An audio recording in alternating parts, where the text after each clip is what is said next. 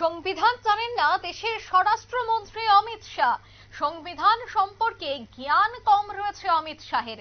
এবার এই দাবি করলেন তৃণমূলের সাংসদ কল্যাণ বন্দ্যোপাধ্যায়।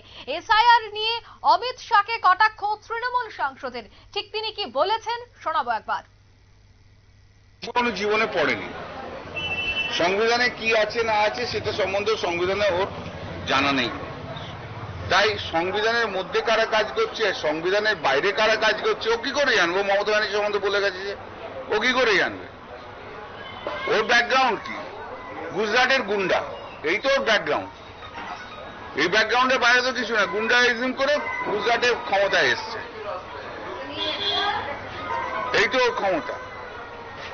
তাই এখন ভারতবর্ষের হোম মিনিস্টার সব জায়গায় গুন্ডাইজম চালাচ্ছে, গুন্ডাইজমের বাইরেও কিছু জানে না। ভারতবর্ষের সংবিধানকে ভেঙে দিয়েছে, ভারতবর্ষের ফেডারেল স্ট্রাকচার ভেঙে দিয়েছে, ভারতবর্ষের ধর্মনিরপেক্ষতাকে ভেঙে দিয়েছে, সবকিছু করেছে। ঠিক আছে, বলো কিসের ওষুধ? আপনারা শুনলেন ঠিক কি বললেন কল্যাণ বন্দ্যোপাধ্যায়, তৃণমূলের সাংসদ। তিনি অমিত শাহকে এসআইআর নিয়ে কটাক্ষ করলেন। এসআইআর নিয়ে তিনি অমিত শাহর উদ্দেশ্যে বললেন যে সংবিধান জানেন না স্বরাষ্ট্রমন্ত্রী। নিয়ে নিচ্ছি ছোট্ট একটি বিজ্ঞাপন বিরতি, সঙ্গে থাকুন।